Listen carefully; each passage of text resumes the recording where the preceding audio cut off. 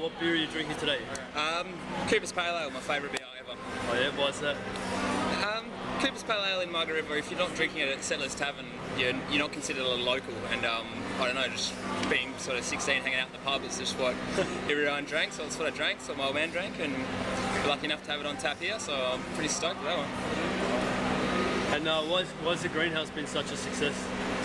The Greenhouse has been a massive hit in Perth in the last, certainly just 2 years that we've been open, but I suppose we've really brought a point of difference to the hospitality industry, not only in Perth but in Australia, with the way we build our restaurants, the way we run our restaurants, through to the products that we serve, or products that we source and then serve on the plate, which generally isn't a plate. You know, we've got lots of sort of quirky different things that we serve food on, lots of you know, it's a really interesting place. It's very visual, and ethically, it's it's where we think a lot of people should be heading with not only hospitality but offices and just in urban environments. You know, we're up here on the rooftop where we have 24 cubic metres of growing space in the middle of St George's Terrace in the city, so there's no excuse that people can't be growing their own herbs, fruits, vegetables, whatever it may be on their small terrace balcony or whatever it is in the city. So it's just there's so many different elements that make up the Greenhouse, and I think a lot of our customers take it for different things. A lot of people use it as a cafe, a lot of people use it, for a nighttime cocktail bar, lunches, all that sort of stuff. So we really appeal to a really broad market in a lot of different ways. And can you tell us a little about your background and how you got started in cooking? I started cooking almost 10 years ago now, although I might not look it. I left school really early down in Margaret River. School wasn't for me. I started cooking in a pretty average cafe down there, washing dishes. Really loved the environment, the atmosphere and the people. Went on to work at Lewin Estate Winery, which is a internationally acclaimed winery in Margaret River. Worked there for about 2 years with some really good chefs before moving up to Perth, and working with David Coomer at Star Anise for about 5 years. I was originally a business partner and helped open Pata Negra on Stirling Highway in Netherlands, and then about 2.5 years ago signed up for this gig and haven't looked back since. And what's the most important thing you consider when you're looking for a restaurant to eat at? When I'm looking for a restaurant to eat at, I'm lucky enough that I get to travel a lot through the East Coast and through Asia and Europe and stuff like that, so I'm probably a little bit more spoilt than some, but here in Perth, I mean, it's quite hard. There's a lot of bad food in restaurants, there's a lot of produce going to waste in silly ways, but I suppose people that are really trying, people that have a bit of an ethos to how they source their food, people that are creating cool, fun environments, and I think the Perth food scene's really kicking off, and small bar scene is coming along really nicely. There's a lot of development in the city, so I suppose I'll keep my eye on that, see what's happening. But a place like Rockpool comes to town and spend $10 million on an amazing fit out and serve some of the best beef in Australia, if not the world. So there's obviously those sort of draw cards, but at the same time, I've got a couple of local restaurants in Vic Park, the Prophet and Good One Barbecue restaurant, which are cheap, cheerful and just awesome, with mates and a couple of beers on the weekend and stuff like that. So it's a time and a place thing, who you're with, what you're looking for, but I suppose at the end of the day, we're going to be serving, not motorbikes, but serving good food, just people being friendly as well. It's nothing worse than someone sort of looking down at you and making you feel scummy for being in their restaurant or whatever. It's just, you want a comfortable, friendly environment where everyone's cool, food's good, and they're not trying to rip you off, which is often the case in Perth. And what's the best way to get started as a chef?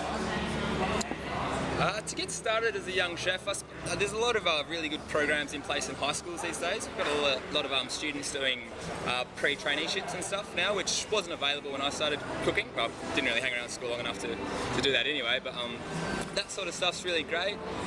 I mean, I'm not a qualified chef on paper, essentially, so I've never finished an apprenticeship. I suppose it's just having a passion and a love for food. Being willing to give up a lot is a big one. Being a chef, you've got to give away your weekends, your nights. I basically don't surf anymore, which I used to do every single day. Obviously I live in Perth, so it's kind of hard, but just don't have time. So it's a lot of sacrifice, but at the same time, if you're really into it, it's a really rewarding job to do. But just hard work and just read lots and lots of books. And how long does it take to get proficient in the kitchen? To sort of stand your ground in the kitchen, I mean, the apprenticeship now has been reduced to 3 years, which I'm quite sceptical on, to be completely honest. I've got a couple of kids that are newly qualified chefs, and they're still at the same level as the younger apprentices and stuff. So I mean, it takes a lot of experience. I probably was in the kitchen for about 6 years before I, well, it was even 7 years before I sort of stepped up to a senior role. So it's just it takes a lot of time, a lot of hard work, but if, like anything, if you stick at it, you'll definitely get there. And it's a matter of working with the right people also. And if you had one secret to cooking good food, what would it be? Secret to cooking good food? Just keep it simple. Use nice produce to begin with. Don't mess around with it too much. You don't have to. I mean, I have an utmost respect for people like Heston Blumenthal and Ferran Adrià for the food they do. I think it's absolutely amazing, but it's not food you're going to cook at home. It's not food we can execute in restaurants here in WA, especially Australia. You know, it's just, we have amazing produce. We have, you know, great producers and just fantastic food around us. We don't need to do much with it, you know. I think it shows a lot of confidence as a young chef to char grill a piece of beef and serve it with a chunk of lemon with some broccoli, you know, stuff like that. To me, that's delicious. That's what I want to eat. But I suppose it takes a whole new confidence to be able to put that on a plate and serve it in a restaurant, which is what we do here at the Greenhouse. And it's, at first it was up and down, but now we've sort of stuck to our guns and it's been really well received. And what are some of the problems that young chefs experience when they start out, and what's your advice to them? Problems with young chefs, I suppose, the biggest thing, which for me was also just the hours you have to work. It's really draining. You're on your feet for, you know, between 8 to 12 hours sometimes, often without a break.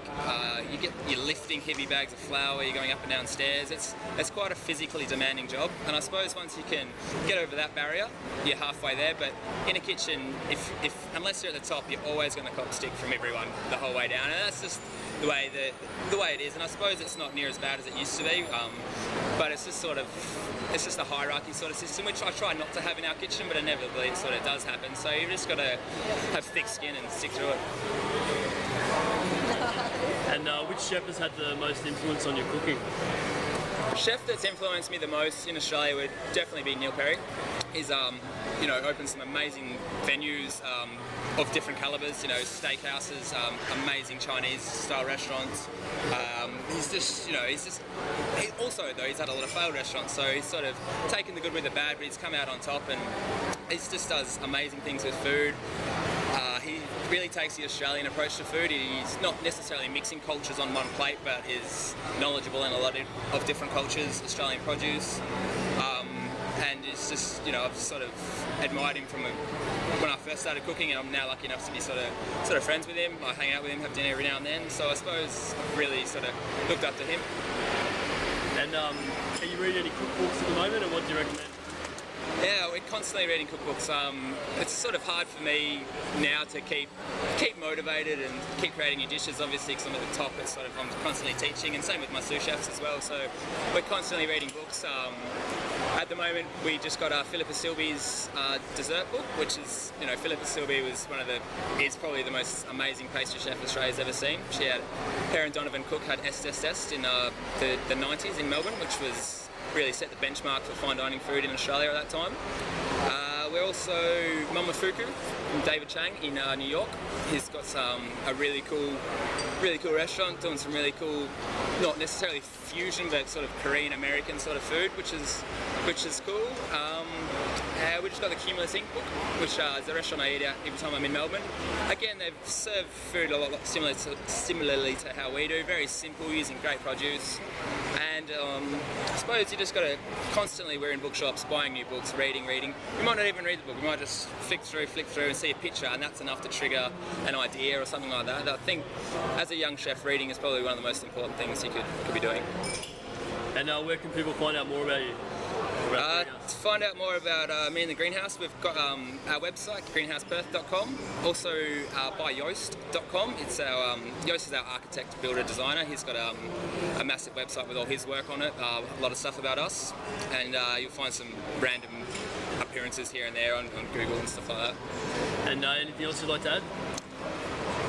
I don't know. So, Yeah, it's good. Thanks, Sweet.